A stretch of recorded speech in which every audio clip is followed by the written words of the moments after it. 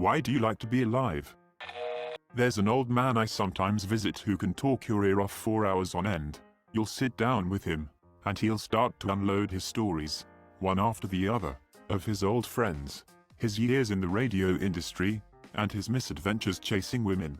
Once, halfway through his usual ramble, he stopped, turned to me, and said, "You know what? Life is fun, and it stinks to know that I'm getting close to the end, because the whole thing's just been so damned fun." That's always stuck with me. It's my belief that the person who's had the most successful life is the one who, when it's all said and done, has the best stories to tell his grandkids. Personally, I'm approaching 30 and I feel like the past 20 years of my life could be literally erased from my memory and I wouldn't lose anything of value. Working on fixing that now though, my goal is that when I'm 40 I won't wish for cancer anymore. Someone's got to feed my Tamagotchi. Cause there are pies to be eaten. Pie is a good reason to be alive. Pro tip: take up baking, and you can eat all the pie you want. Your friends will love you, too. I cheated that tip and married someone who loves baking. All the same perks with much less work. Occasional serotonin. It hits me every once in a while. Also garlic bread. Serotonin caused by garlic bread. He's cracked it. I'm terminally ill and the closer I've gotten to death the more I've just sat back and watched nature, genuinely stopping to smell the roses. It's the little things in life that make life worth living. The family of birds in a nearby tree communicating with each other. The dog you wake up every morning to and can't wait to see you and be around you. I even oddly lie watching the trees rustle on a windy day. Watching my fish swim around their aquarium. Valuing the time and memories I make with my wife and friends. People that say life isn't worth living need to try their very best to smell the roses. Watch the sunrise or sunset. I know sometimes life really can get us down in the dumps. But life is truly beautiful. Stick around as long as you can. You have some good wisdom to pass on.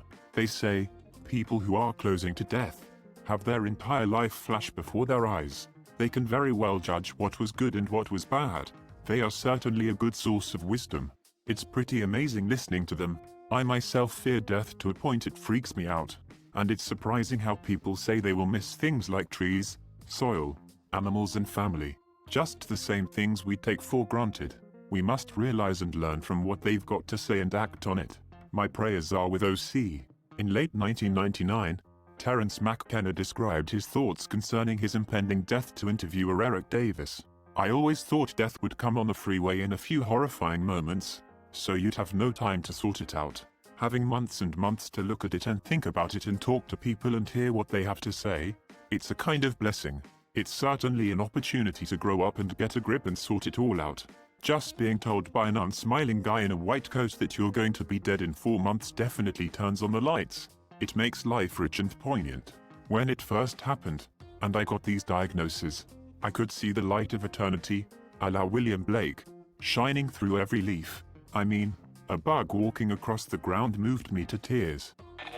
There's a lot of places I still want to go, books I want to read, movies I want to see. Even if I don't get to experience it all before I die, I like the anticipation of it all. This right here. Very relatable. Also imagine all the cool stuff that might happen in the future, and all the cool places you might visit. That is what I look forward to. The idea that any random day you can meet someone who might change your life at most and be someone you enjoy being around at the least has helped me. I met an old man battling cancer at work a few years back and he is one of the most generous and thoughtful humans I have ever met. I was never close to my grandparents and I think a young adult having an older, wiser person in their life to look up to can be very important. I haven't tried all the restaurants in my area and it actually has been a good motivator to cherish the whole life thing. That is surprisingly extremely simple, and cute, and beautiful. I need a newer area.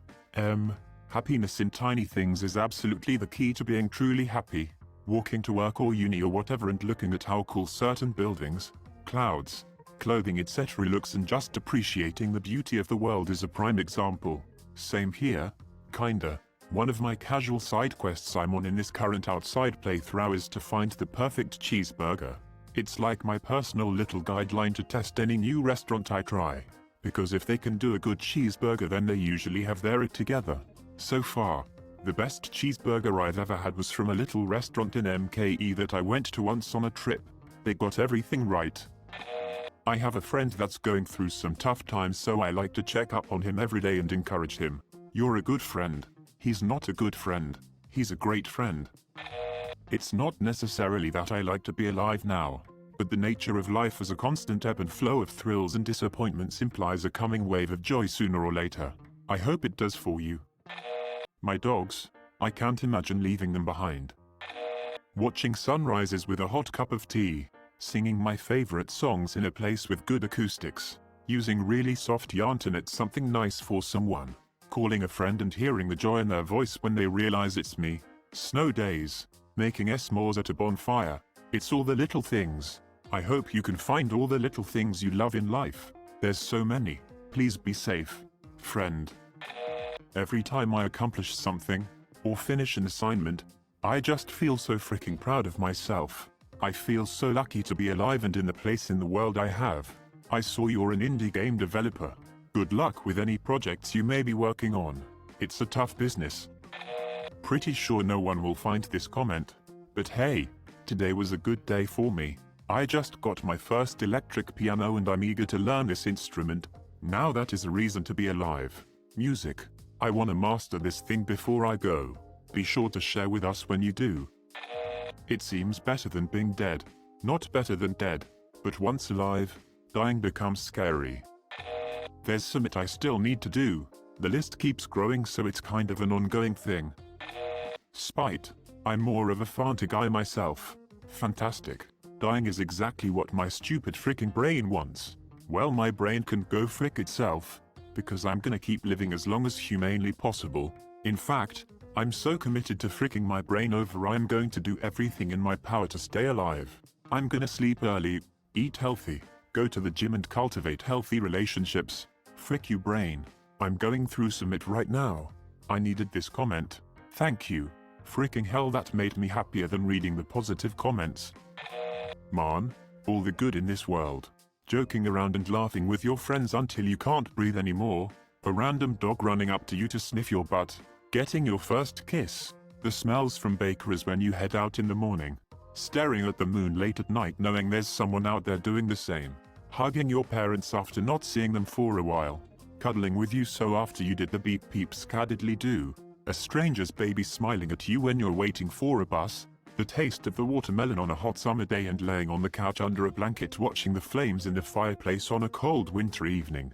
Listening to the music in your bed on a Friday night knowing you don't have to set up an alarm for tomorrow. Texting your crush late at night, both of you being dead as tired, but neither one wanting it to stop. The feeling of accomplishment when you finally learn to tie your shoes yourself. When you finally reach the bathroom after having to pee really bad. Telling a joke and the whole group of people laughs. Reading a book at the seaside while the sun unbeknownst to you slowly burns in a dong a sibling drew on your back with the sunscreen.